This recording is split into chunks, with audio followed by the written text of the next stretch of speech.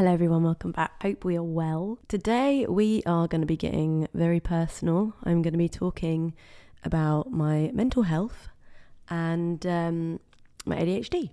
So buckle up. I feel like this might be quite a long one. So here it goes. So it has been probably about a year now since, I'm going to say it's about a year. It feels like it's been a year since I got diagnosed with ADHD. And I wanted to talk about my experience on accepting it, dealing with it, I guess just coming to terms with it and how it has made me feel over the past year. So it's, my anniversary, I suppose. So if you've been following me for a while, you'll know you have kind of come through the journey with me, I suppose, in a way. But if you are new here, hello. I'm just going to kind of go over my experience and when I first started having thoughts about potentially having ADHD. So right from the beginning, I remember the first time that I considered potentially having ADHD was when I was with a friend that had just been diagnosed. We were meeting up for a coffee and breakfast, and we hadn't seen each other in ages, and she was basically updating me on her life and what had been going on, and she told me that she'd been diagnosed with high level ADHD or high functioning ADHD, and I at that point didn't really know what it was. I knew what it was, but I didn't really know. I had that kind of stereotypical idea of what ADHD was, and I didn't realise how it can affect so many areas of your life in a different way. And she started talking about like her symptoms or the way that she feels and the way that her brain works, and I was really relating to a lot of the stuff that she was saying. And I was, then going back with her with things that I feel and thoughts that I have. And she said, have you maybe considered that you have it as well? And I was just like, well, no, I haven't. So that was the first time. And then the second time I was on a photo shoot with a photographer, and she just came out and asked me, have you got ADHD? And I was like, I don't know, because she did. And she was just like, you're just very much like me. Have you ever thought about it? And I was like, it's not the first time that seed has been planted, but no, I haven't thought about it. I mean, no, I didn't. No, I don't have it. Or I don't think I have it. So then I obviously started to hear more and more about it, and I started to do a bit more research myself into what it was and how it affects people. And I was really, really thinking, fuck me, this is me in a nutshell. I even had like some people comment on YouTube videos like, do you have ADHD? And some other quite out there diagnoses from the doctors of the internet, but there we go. So yeah, I decided to do my research, and I was really relating to a lot of the stuff that was said on there. So I decided to take the plunge, and I just thought I wanted to get it over and done with because I'm impatient, ADHD, and I fortunately for myself, I was able to go private. So I went with a place in Norwich called ADHD Norfolk. Believe it or not, it does what it says on the tin. And I was seen very, very quickly. And so I went in initially for a screening, and the screening lasted just over an hour, where I was asked so many questions. Some of the stuff that I was asked was quite odd. A lot of the times it was just answer yes or no, and being an ADHD type, I find that quite difficult. So I'd go, yeah, because, and then give him a life story, and he was just like reminding me, just one word will do, and I was like, okay, fine, just like shaking inside, just like I need to tell him everything. It ended, and I said, okay, well, what is it? What do I have? And he was like, oh no, you've got high level ADHD combined type, you've got hyperactivity and sensitive rejection dysphoria. And I was like, okay. And he was like, to be honest, I could tell as soon as you walked in the door. And I was like, okay, fine, fucking hell. So after I had my initial screening, I then had to go back like a month or two later for the official diagnosis, where there was the guy that screened me in the first place, and then another psychiatrist who was then also asking me other questions, which were quite interesting questions. Like some of them I just felt like didn't make any sense, but I went along with it, and I was like, okay, cool. And she agreed. She was like, yeah, no, you got it. You definitely got it. So there we go. There was my formal diagnosis. They contacted my GP. They let them know that I've got ADHD. and I was sent on my merry way. Now, they do offer support and I won't say counselling, but coaching on dealing with it. And then there's also the option to go down the route of medication, which I didn't do initially. I just thought, now I know I've got it, I've got to just kind of learn to live with it. Where do I start? I feel like I should have written this down, but I also didn't know what to write down. I'm going to be admitting a lot of stuff here as to what I'm like as a person and how that is just how my brain is and how I can't help it. So I will just start talking to you about what I experience as an ADHDer. So first and foremost, it would probably have to be my general demeanour, which is quite excitable. I've got a lot of energy a lot of the time. I'm very outgoing. I'm very confident. I talk a lot. I've got lots of energy. I am quite the performer, I suppose. And I'm just my personality is just very big. I get very excited when I'm around people. And I often find it really difficult to not interrupt people when they're talking to me because they're talking to me. And I kind of like almost preempt. I'm like, I don't know what you're going to say. I've got something else to say. And it's not like I'm not listening. That's the important part. It's not I'm not listening to the person that I'm being rude, but I just have this overwhelming urge that I just want to say something as well. Like, yeah, cool, because I'm excited. My brain is just like buzzing. One thing that I said to the psychiatrist is like, sometimes I feel like my brain, or most of the time my brain, is like a shaken up can of Coke. When it comes in a social setting, I do often get really excited and quite stimulated by people's, just being in the presence of other people, I suppose. Not only have I got a lot of energy when it comes socially, and I'm just quite an energy to be around, my thoughts whiz around my head from the moment I've woken up to basically as soon as I go to sleep. And it is constant. Thoughts are rushing through my head all the time. If I'm in a good mood, it's predominantly really good thoughts.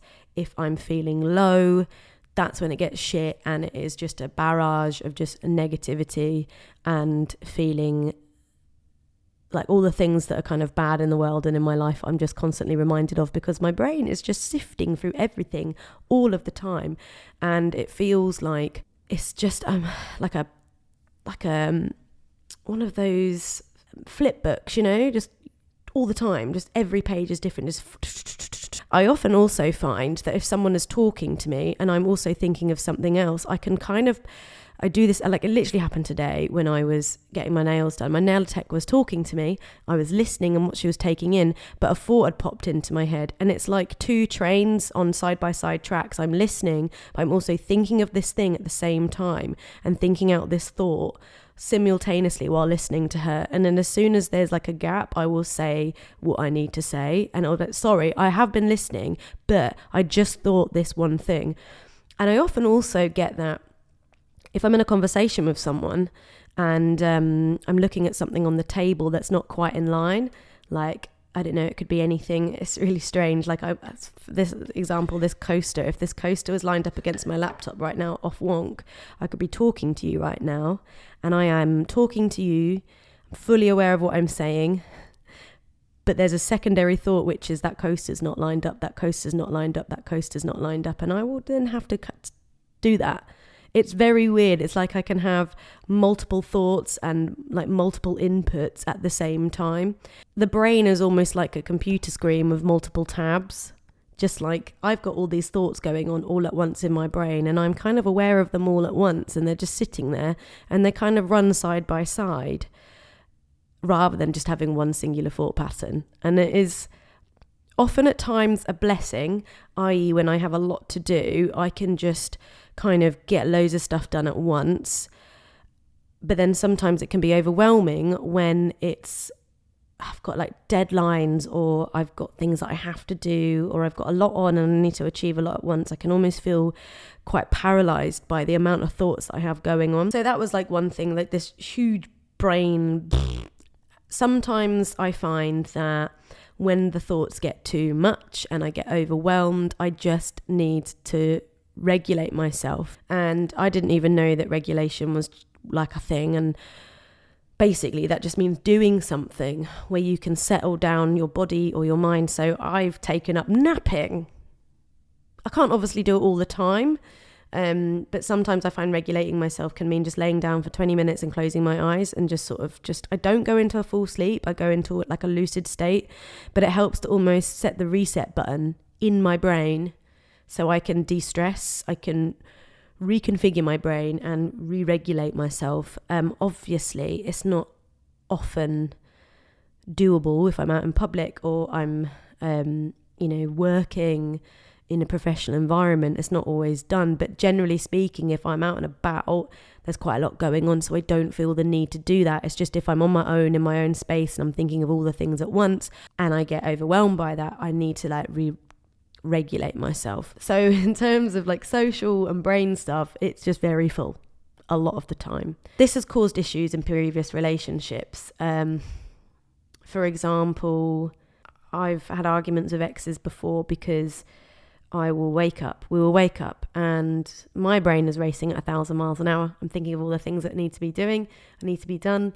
And sometimes if I wake up and I say, hey, do you mind if you do this for me today? Or can you just help me out with that? Or ask something of them. I'm not making up excuses, but sometimes I'd be met with, I've just woken up and you're already nagging me. And I know that is kind of like not a great response, but in my head, I'm thinking, well, my brain's already going and I'm already thinking of all the things that are going on today. And I'm not nagging you. I'm just asking you to do this thing because it's in my brain right now. And I have no concept of the fact that you've just woken up and you are tired and your brain is slowly waking up, because my brain is already awake. And I've often found that quite difficult to know when is a good time to ask people to do stuff, because I am just like, and even sometimes in a professional setting, I will just, like with my managers, I find that I have in the past just gone like, oh, this and this and this and this and this, because that is what my brain is doing. It is firing and it's just asking all these things at once. And I find it difficult sometimes to understand when to just go, chill, man, chill. So I have struggled with this barrage of thoughts when it comes to other people. And sometimes I fail to understand when to chill because I don't understand. My brain is just like, but why? Why can't you give me an answer now? I need to know. It's like having a Labrador puppy and a child in your head all the time, just really excitable and just needing to know things, and also expecting people to be on the same wavelength in terms of energy. I just find it quite difficult. I really struggle with concept of time. I'm often quite late for things. And my family used to get really fucked off with me, really pissed off that I was often late for family things. And it wasn't until that I had my diagnosis that they kind of understood what it's like to be in my brain. And I'm not one for making up excuses or using my neurodivergence as a crutch to be able to be an asshole. I genuinely don't believe in that. And I'm not saying that people do that, but I don't want people to think that I do. And I also don't want to just sit here and say, this is because of ADHD, and I'll get onto that in a bit. But the thing is like my concept of time can be quite crippling. So when it comes to lateness, it's because I often don't have an accurate idea of how long something is going to take me to do. But equally, having ADHD can mean that you have impulsive behavior. No, it does mean that you have impulsive behavior. So I will be in the middle of getting ready, and then, for example, I might then decide that I'm going to try a new makeup look that I've never done before. And this is just an example. And then do that makeup look, which then ends up taking me so much longer than if I'd have just stuck with the original plan, which was just a simple cat eye or something. Or I'll be like, oh, hang on a moment, I'm just going to go cut the grass. And then I will do a task whilst I'm supposed to be doing something else, get completely sidetracked, and then be late for something. It's a combination of procrastination and also not really understanding how long things are going to take you to do. Equally, when it comes to time, I find it quite difficult to be able to do stuff if I have an engagement that day or a commitment that day. So, for example, I wake up, I go to boot camp, I come back, I start getting ready. But if I have something at 2:00, that 2:00 appointment is so prominent in my brain, it almost feels that I can't really do anything up until that point. Because it's like, well, if I start this thing, what if I run over or I feel constricted? Because I feel like that is so there and such a highlight that it kind of doesn't make me realistically see the time ahead of that. So I could easily get like a bunch of tasks done, but I feel like I just can't do it. If I realistically sat down and wrote down like 9 a.m. start, that allows me 10, 11, 12, 5 hours to do another task, but I cannot see that 5 hours as 5 hours. It just feels like foggy space up until that point of 2:00. On the other hand, though, sometimes I have the opposite thing where I'm like, I've got till 2:00 and I'm going to do all of this shit. And I only get one thing done because I've been too ambitious. For example, I'll get a fuckload of IKEA stuff delivered and I'll be like, I'm going to start that at 4:00 and I'll be going home by 8:00. Absolutely not. Absolutely not. It takes me way longer than I anticipated. And that can then often lead to guilt, that I feel like a piece of shit because I intended on doing all this stuff, but only managed to do 1 or 2 things in that time that I allocated myself. And therefore I feel like I was a piece of shit because I haven't got it done. So it can work either way. Either I can't do anything or I want to do everything and don't succeed at doing that. Again, on the time front, it's really strange. I've experienced this in the past, like when it comes to relationships, how fast I move with them or how quickly I get over them. A week to me feels like a long time. So if I think about what I did a week ago, that feels like 2-3 weeks ago.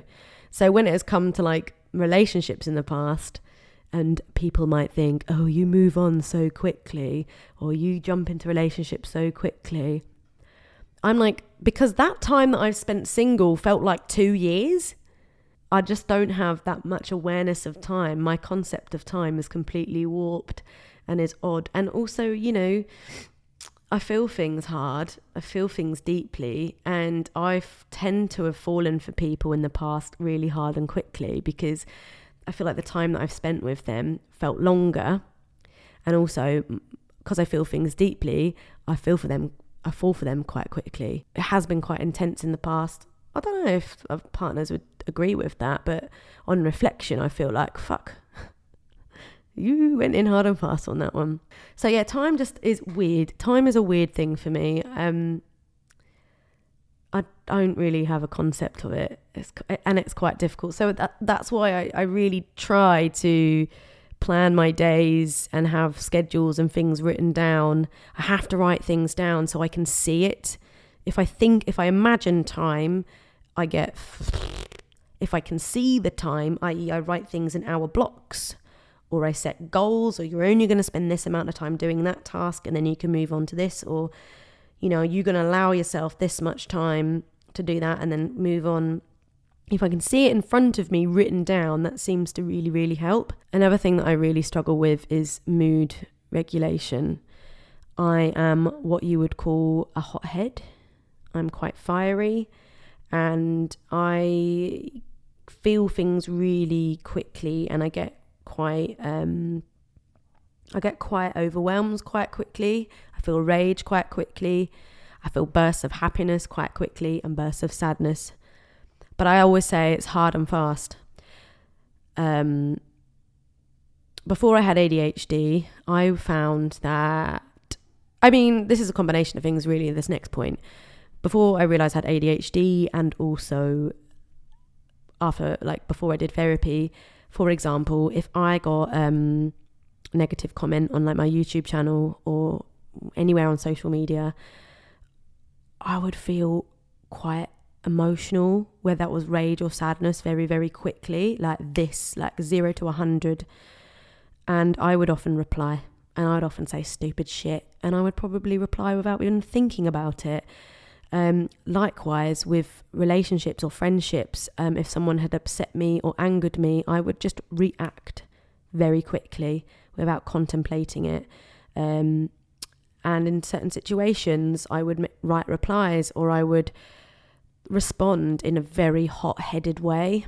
And then I would calm down and reflect on it and be like, why the fuck did I say that? Oh, I'm such an idiot. Especially with like YouTube stuff and like replying to people. Some people would make me so angry and frustrated at this, the meanness, the negativity, their stupidity. And on reflection, I really wish that I would just had a moment to read what they said, reflect on it, and then perhaps had a more well-formulated response or a more calm response, or maybe not even respond at all, not even bring attention to it. And likewise with people, like not let something someone has said wind me up so much or make me react so much and get so fiery and tempered. I now know that I just need to feel the feelings, feel the heat and the rage and whatever, go away for a second to calm down, to regulate, whatever that might be, and then respond or get back or make a more well thought through reply. Or because I know that that impulsiveness, that rage, that kind of out of control feeling of emotions isn't really me. That is just me not being able to regulate something that has just happened to me. And so managing that would involve, just taking a few seconds, back a second, and or whatever, how long it takes to just real simmer down. Because what would happen is I would respond to these people. I would then calm down, read back what I've said, and then get really fucking anxious because I've said something, I've responded, and then I feel like I go back on myself and I end up apologizing, or like with YouTube comments, I end up deleting comments or replies or the whole thread, if anything, which I've been, accused of doing before, which is absolutely 100% so fucking true. I have deleted comments or criticism because I've not been proud of the way that I've responded to things in that heat of the moment, and I've been called out on it. Like, I've had shit said to me about on like gossip sites about how I delete negative comments. It's not that I'm deleting the negative comment. Sometimes I do because it's upsetting and it's fucking stupid. And I believe that, you should be able to delete people, block people if they're not being nice to you. But mostly because I've been ashamed of how I've responded to that, and I'm not proud of it. And it's also obviously had issues in relationships where I've got really upset really quickly about something. And, on reflection, in previous relationships and my most recent relationships, I wish I knew that was out of my control and that was my ADHD speaking, because then I could have probably been able to communicate better, or at least had partners approach me with more empathy and more understanding when they see me kind of getting unregulated and like out of control when it comes to emotions, because I think that it would have made life a little bit easier. To say that ADHD has affected my relationships, I think it has. I mean, to be honest, I have been with people that haven't been the most empathetic.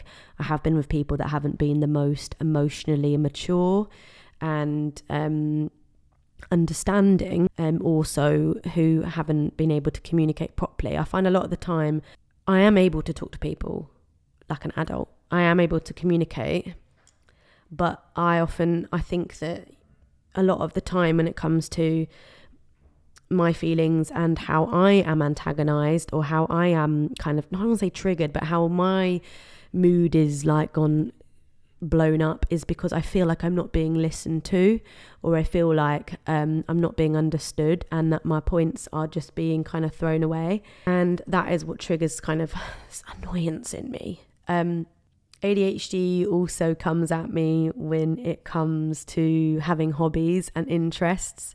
So I get really excited about things really quickly and I want to throw everything into it. Like, I start so many hobbies. I did actually get kind of a bit upset once because I thought I don't have any hobbies. And someone said to me, no, you do have hobbies. It's just you have 2 million hobbies that you start and then you move on to something else. Because I always envied people that had like a really like deep interest in one subject. And I thought, wow, that's their thing and they're super into that. I don't really have something that I'm super into. I have things that I'm super into like all the time, and they change all the time, and then I move on from one thing to another. I guess the benefit of that is if I it helps me with my creativity, because if I come up with an idea, I throw myself headfirst into it and I get super excited and I don't stop thinking about it and I get things done. So when it comes to the shop and I have a new idea for a print, I'll spend like 12 hours doing a drawing because I really want to get it done and I've had this great idea. With the shop, setting the shop up, like I fucking threw myself headfirst. It's all I could think about. It's all I could talk about. It's all I ever wanted to do. And I launched it and it went really, really well. But on the same front, the consistency can also be quite troubling. So if you see me or followed me over the years, like I will switch up my formats, I will change my ideas, I will change the direction in which I want to go, I will change my ideas, I will switch up the things that I want to do because I just get bored and I need to move on and find something else. See, the thing is with ADHD, right, is it's a deficiency in dopamine, and ADHD people are always on the hunt for their next hit of dopamine. And that's why we find it troubling and difficult to concentrate like in class or do something that's not very exciting, like tax bills or reading instructions. I fucking hate instructions. Or doing stuff that's not particularly interesting. Really, really struggle. And it takes a lot of fucking mental strength and perseverance to to a really big level to do stuff that we don't find interesting, because why would we do that? I know obviously when you have to do stuff, that's why when I always revised. My revision that I did for my exams were always done the night before, because if I'm not excited by something, I at least need to feel something from it. So like I would do my revision night before an exam because I had that added pressure to do it. The pressure was the exciting part. The pressure to get it done was that shit, I need to get this fucking done now, otherwise I'm going to fail. So it wasn't the revision that was exciting. It was that, challenge aspect to try and do it. Whether that's doing something that's engaging, that is fun, that brings you joy, and then as soon as the shine is worn off it, as it were, you then have to move on to something else. Likewise, I find it difficult to start a task if I can't picture the end result. So that's why, like, if I decide that I want to do some, let's say, like, house renovations or redecorate my bedroom, I will fucking get it done because I'm picturing the end result, and that end result brings me joy and accomplishment and satisfaction. So I will be like, I'm gonna redo my bedroom and that's gonna take up all my time. That's all I'm gonna think about. I'm gonna spend the next 4 or 5 days doing it every moment of the day. I'm gonna work up until 2 a.m. until I can't actually keep my eyes open doing this, because this is exciting and this is driving me and I'm going to do it because it's cool. When I was redecorating my dining room, which was just going over with white over the areas that had got like soot on the walls or where I'd had a leak, that wasn't exciting because it wasn't a drastic change. It wasn't really anything that I was going to have a noticeable difference other than it looking clean and fresh. So I really struggled to get that done because I was like, well, this is fucking boring. Why would I do that? Whereas you give me a challenge to do, I love organising and tidying and cleaning because I know I'm going to get instant satisfaction and gratification out of that because I'm searching for that. I need that hit. I need that hit of satisfaction and dopamine. That's where it can get tricky in life sometimes. That's when you fall behind on admin. That's when you fall behind on bills because you're just like, I'll do that later, or no, I'll put it off. I'll just put it off. And sometimes even actually, the more you put something off, the more overwhelmed you feel by it. So you don't even want to face it because you're just scared of it. So you almost don't want to see your own guilt, if that makes any sense, or your own fucked up. I think the one thing that has given me the most clarity when it comes to realising I have ADHD is I would feel so much guilt and unsatisfaction with myself quite frequently because I really struggle with routine. I mean, there's certain things in my routine that are essential. Like my main thing that I have to do in the morning is get up and go to boot camp and then walk the dogs or do my breakfast or whatever. Like that's essential. But when it comes to writing a routine and a timetable, I really, really struggle with sticking with that. And I would always be quite envious or compare myself to people that I saw, like, obviously I see it on Instagram, that would be like, I'm, you know, working today, smashing my to-do list today, and seem to have quite consistent lives where they could just sit down and get their shit done. And I would often feel so much guilt because I found it really difficult to stick to like a regular scheduled working environment or work schedule, I suppose.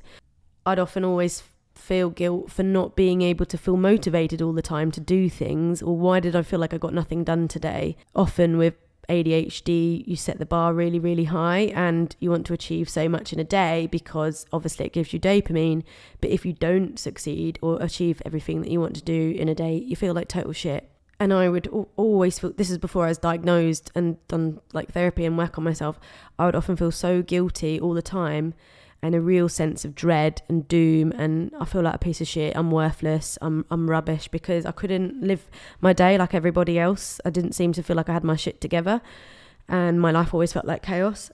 Whereas now, I understand that I don't do well with routine. I understand that I don't do well with repetition and the same shit over and over again.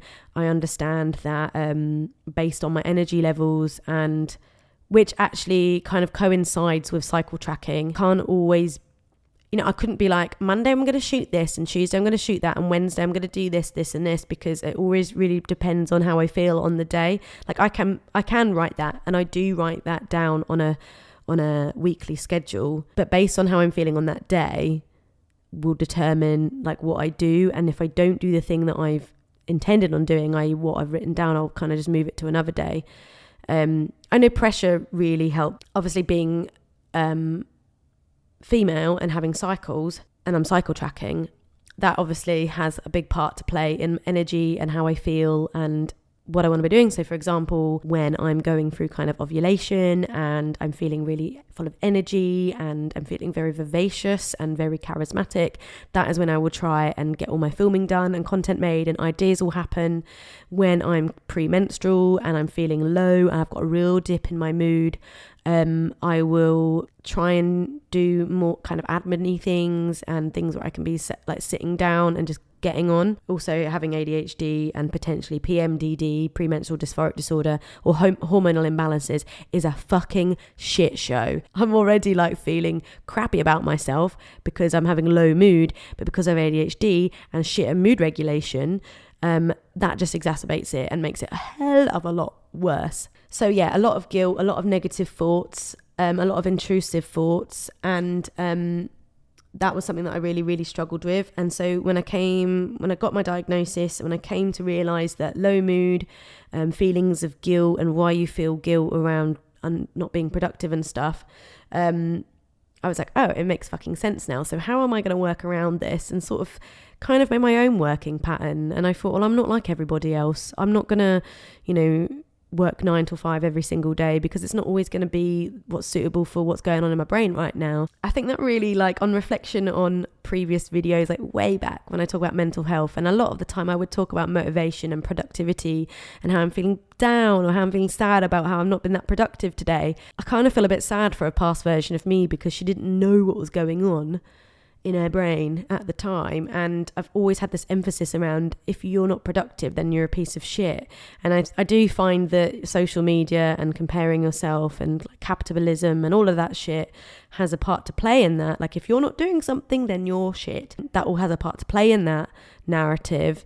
But I think that when I'm productive and I get that dopamine hit and that reward immediately, if I don't have that because I don't feel like I've done enough of my day, or I've not done the things I intended, then I am worthless and a piece of shit. A lot of the time now, I don't focus on what I haven't done, but I focus on the things that I have done. So obviously writing to-do lists is great. You've got to make them realistic, but it's a case of reminding yourself what you actually done that day. I kind of just do things and don't kind of give myself credit for it, or I'm just turning my laptop on. I don't want it to stop recording my audio.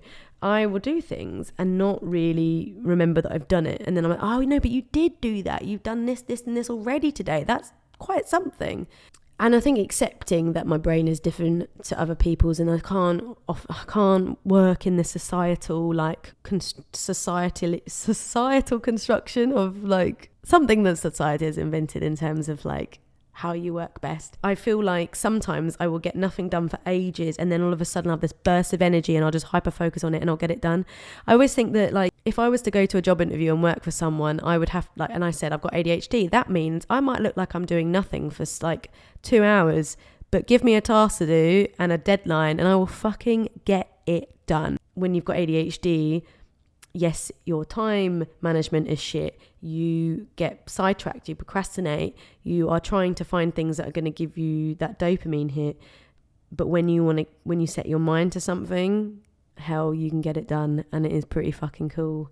And I do find that often sometimes frustrating. Not frustrating because in terms of like when peers or family members that just don't seem to have that, like sometimes I get frustrated when people don't have that same amount of energy as I do. It's not their fault. I just can't understand sometimes when things just don't get done. And I have to remind myself, you are kind of exceptional, because when you set your mind to something, you just fucking get it done and nothing else in the world matters. You're in this vortex of getting that thing done. You're in that tunnel. And not a lot of people, not everybody is like that. They're a bit more chill. But yeah, I don't feel the guilt anymore, which has probably been the best thing, really. Not feeling like shit and being really acceptant of just the way that I am and my brain is. Rejection sensitivity dysphoria. So I will share something that would happen in my previous relationship. I don't know whether it's because I've also been told that I've got mild autism as well. Sometimes I do have black and white thinking, and sometimes I need things spelling out. So this ties into the rejection sensitivity dysphoria, because if I would ask my partner at the time what are his plans at the weekend, and he would say, I don't really know yet, probably going to go to the workshop or see my friends, I'm just going to play it by ear, I would feel immediately like I just didn't exist in his life, and I would immediately feel rejected because he didn't mention anything about seeing me at any point. And I would often then get my back up. I'd get upset and just say, well, you're going to see me at the weekend? He was like, I don't really want to make any plans, but, you know, I'm just going to play it by ear.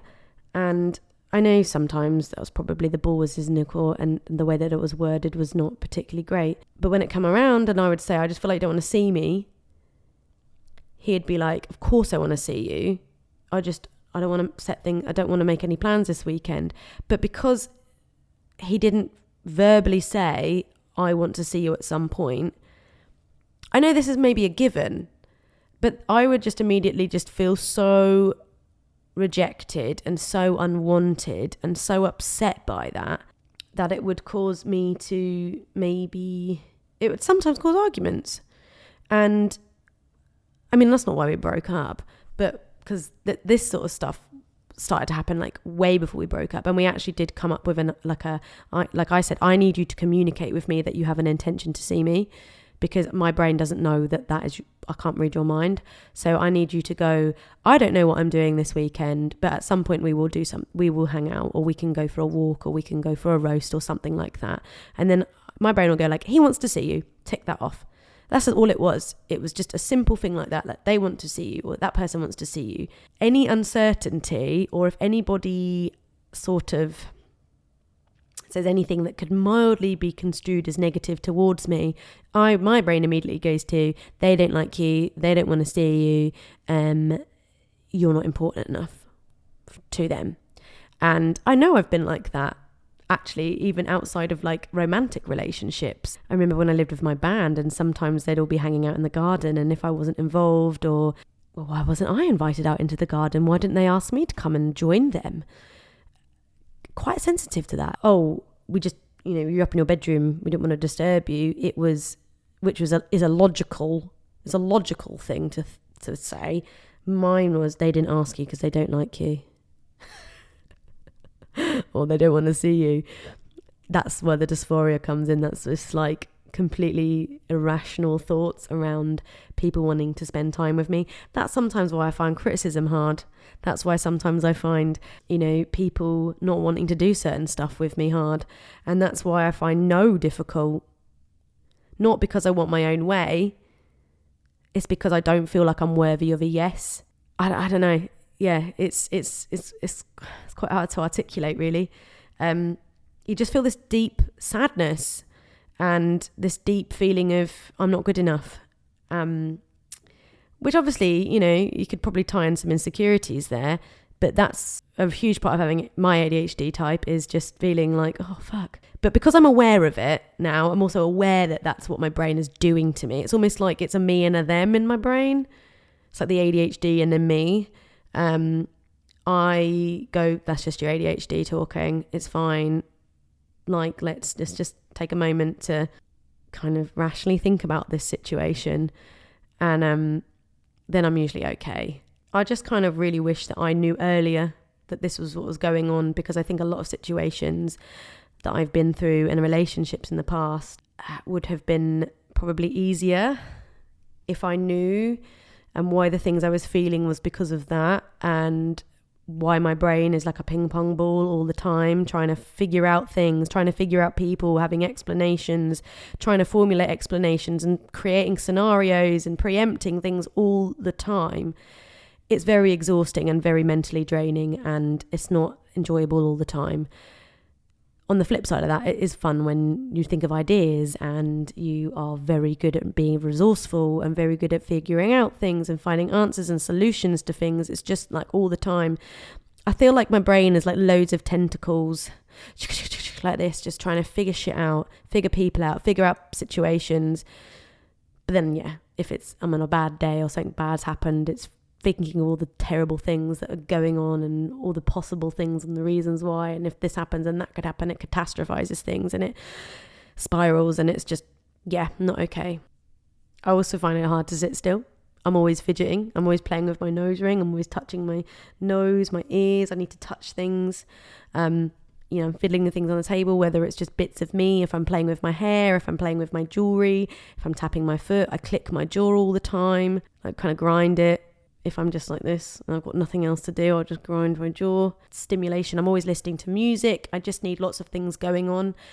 Caffeine has no effect on me because, again, it's something for my... I feel like the ADHD is also like Pac-Man. It just needs constant stimulation. I need constant stimulation. So caffeine just gets eaten up by the ADHD, and it's like, woo, helps me focus.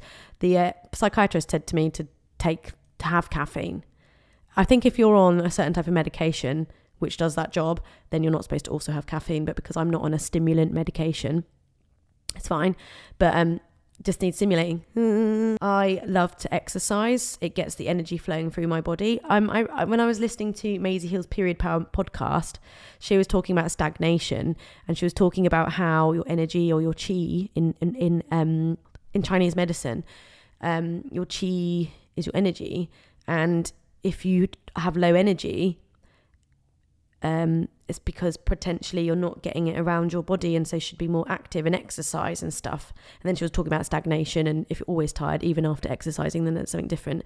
That's a deficiency. But I certainly believe in this, because if I get up in the morning and I get my energy going around my body and I'm bouncing around, it's so great, because I feel like I can just get on with my day, and I'm just like this. If I don't do any exercise, don't go to boot camp in the week, I find it really difficult to get going. I feel like, and that energy is stuck in my brain. I'm thinking of all the things that I need to do. I get really overwhelmed, and I feel like I can't do anything because I'm so, like, it's almost like I get tired by this overstimulation in my brain, by this like, you need to do all these things and you're not doing it, and my body is tired but my brain is wired, and then I start feeling guilty. So I don't like not being active first thing in the morning, because I need the energy to flow through my body, and then I'm just like unstoppable for the rest of the day, and it's excellent. And the psychiatrist said that exercise is like pretty essential for if you've got ADHD anyway, because it helps to kind of burn off that, and it gives you dopamine. You like feel good about yourself, and it gets things going around, and you just feel great. So when I found out I had ADHD, it was really like a victorious moment, and I felt really good, and I felt like I had answers, and I could start working on this new version of myself, or not new version of myself, but this new life or new understanding of myself. And then I got really sad for a while, because I felt that I was stuck the way that I am, and nothing can change me. And I'm always going to have these feelings of guilt. I'm always going to have these feelings of unsatisfaction. I'm always going to find it really difficult in certain situations. And I felt kind of defeated by it because there's no cure for it. I was also upset because I felt like I was bringing it up all the time. Like I was like, this is because of my ADHD, or because I've got ADHD, I do this and X, Y, and Z. And when I was talking to friends and family and, you know, partner at the time, like I'd always bring up the ADHD thing. And then I started to feel like a broken record. And then people don't take you seriously, or they just think that you're using it as an excuse. And then, or you get people say like, oh, everybody's a bit ADHD. And it became really frustrating because I felt I didn't feel like I was unheard because people were listening and responding, but I felt like I couldn't take myself seriously because it's all I fucking talked about. And then I started to feel like they weren't taking me seriously. So it became really, really difficult. And I was like challenging the thoughts of like this challenging like, you know, feeling like a broken record, but also this is incurable and I'm going to be like this for the rest of my life. And I was really sad about it. So I got really down, and I was really down for a while, and I was also, you know, battling relationship issues, and I was battling like hormonal imbalance issues and feeling really fucking shit and depressed. And often at times, just like when the premenstrual dysphoric disorder was pretty bad, sometimes I would think, I don't want to feel like this anymore. I don't want to be constantly battling my brain. I don't want to be constantly feeling unsatisfied and like a failure, and that being in my brain is so exhausting and so hard. But particularly when, you know, hormone levels are fucking all over the place and you've got premenstrual, symptoms paired with my ADHD, that's when it got really fucking tough. So I had quite a phase of that, and it was battling that was very, very difficult. But then it kind of got better. I was just like, no. I started practicing more self-acceptance. I started just redesigning my life, as it were, in a way that's so subtle, no one would even notice, but redesigning my life and talking about it more, and not feeling guilt. I had a complex about people thinking that I'm, especially like viewers and subscribers, thinking that I was lazy and that I don't work, and that I almost felt like I had to prove that I worked all the time just to feel like I was deserving of being privileged position. But then, you know, I was like, well, I don't need to work all the time if I don't have to, or if I don't have the energy, I don't have to keep proving myself to people. So I redesigned kind of the format of my life, and, you know, it started to pay off and it started to work. I also then decided to go on meds. So I started taking atomoxetine because one thing that I really struggle with is focusing and not being impulsive and not procrastinating. And that was probably one of the things I found one of the most sort of not debilitating, but it was hard. It is hard to stay focused, like, because your brain's going at a fucking million miles an hour. You don't really want to be doing the thing you want to do.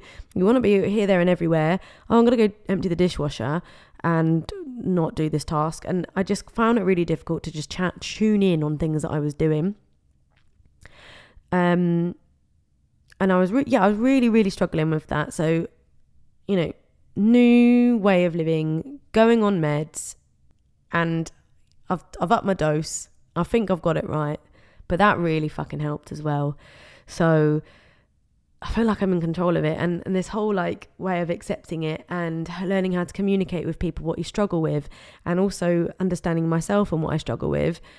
I feel like the best version of myself, really. I feel like I can take on the world, and I think it is all about understanding and then acceptance.